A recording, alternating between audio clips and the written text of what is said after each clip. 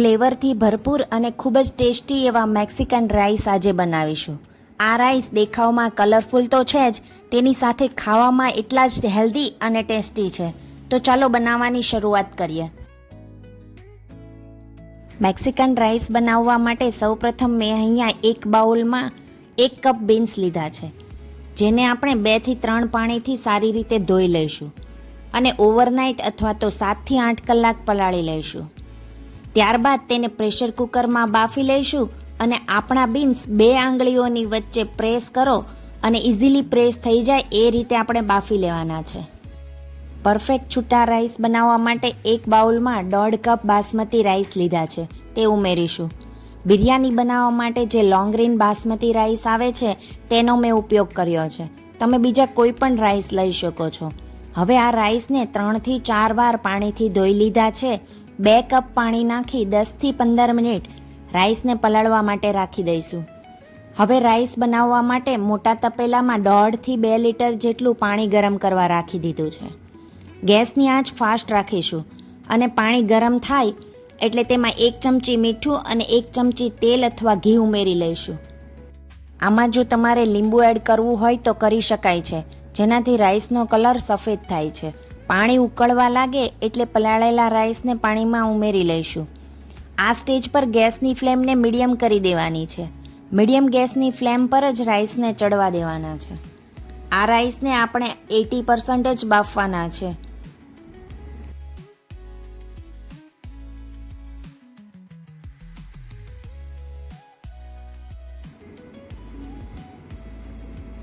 આપણે જોઈ શકીએ છીએ કે રાઈસ આપણા ચડી ગયા છે. હવે ગેસની ફ્લેમને બંધ કરી દઈશું. હવે આપણે રાઈસમાંથી પાણી કાઢી લેવાનું છે, તો ચાણી મૂકી રાઈસ કાઢી લઈશું. રાઈસ ગરમ હશે એટલે તે હજી વધારે બફાઈ ન જાય તે માટે રાઈસને આપણે છૂટા કરી લઈશું, જેથી તૂટી ન જાય. રાઈસ કે બિરયાની બનાવીએ ત્યારે રાઈસ તૂટી ન જાય તેના માટે આપણે રાઈસને 80% જ કૂક કરવાના છે. 15 થી 20 મિનિટ સુધી રાઈસને ઠંડા થવા દેવાના છે. પછી 1 કલાક માટે ફ્રીજમાં પણ મૂકી શકાય છે.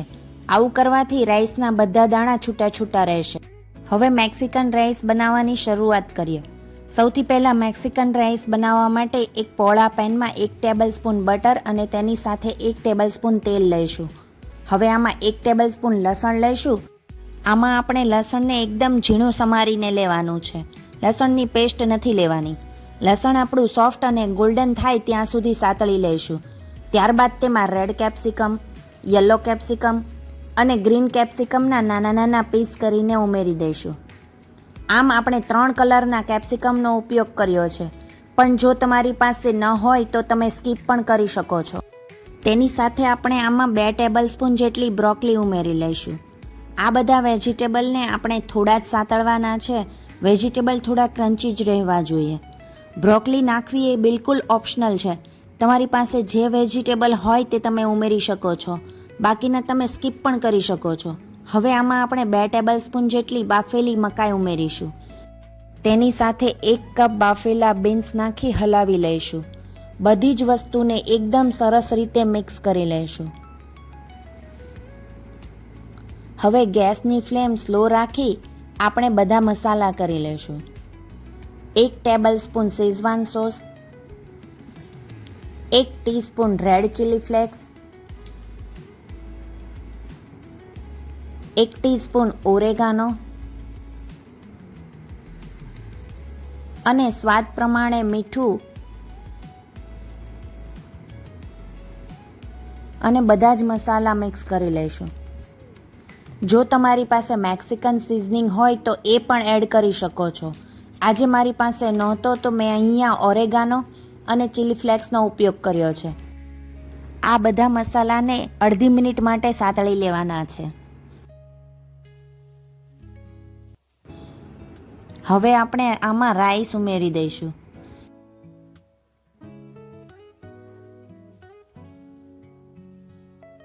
એકદમ હળવા હાથે આ બધી વસ્તુને મિક્સ કરવાની છે. આપણે જો વધારે હલાવશું તો રાઈસ આપણા તૂટી જશે. હવે આપણા મેક્સિકન રાઈસ તૈયાર છે. તમે જોઈ શકો છો કે એકદમ કલરફુલ રાઈસ તૈયાર થયા છે. કોથમીરથી આપણે તેને ગાર્નિશ કરી લઈશું. ખૂબ જ હેલ્ધી, ટેસ્ટી અને કલરફુલ રાઈસ ખાવા માટે બિલકુલ તૈયાર છે.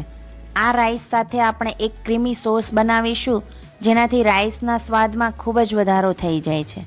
ક્રીમી સોસ બનાવવા માટે એક પેનમાં 2 ટેબલસ્પૂન બટરને મેલ્ટ કરી લેવાનું છે. ત્યારબાદ તેમાં નાના સમારેલા 1 tablespoon red capsicum, 1 tablespoon yellow capsicum, 1 tablespoon green capsicum અને 1 ટેબલસ્પૂન બ્રોકોલી ઉમેરી લઈશું. બધા વેજીટેબલને મિક્સ કરીને 2 થી 3 મિનિટ માટે ચડવા દેવાના છે. 2 થી 3 મિનિટ થઈ જાય ત્યારબાદ એમાં 1 કપ ટમેટાની પ્યુરી ઉમેરી દઈશું અને હલાવી લઈશું. જ્યાં સુધી કાચા ટમેટાની સ્મેલ અને ટેસ્ટ નીકળી જાય ત્યાં સુધી સાતળવાનું છે.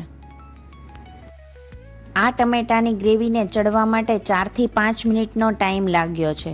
તો ત્યારબાદ તેમાં અડધો કપ જેટલી ફ્રેશ મલાઈ ઉમેરવાની છે. આ જગ્યાએ તમે અમૂલની ફ્રેશ ક્રીમનો પણ ઉપયોગ કરી શકો છો.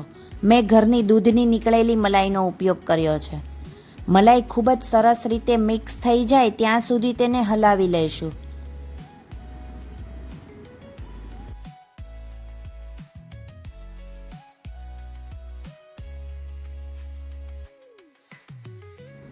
ચાર થી 5 મિનિટ પછી 100 ગ્રામ જેટલું ચીઝ ઉમેરી લેવાનું છે. ચીઝથી ગ્રેવી એકદમ ક્રીમી ટેસ્ટ આપે છે અને રાઈસમાં ખૂબ જ સરસ લાગે છે.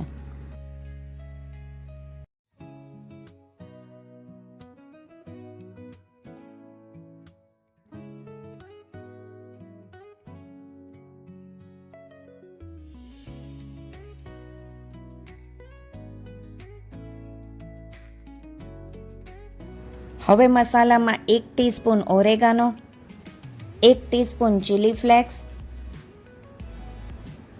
અને સ્વાદ પ્રમાણે મીઠું ઉમેરીને મિક્સ કરી લઈશું.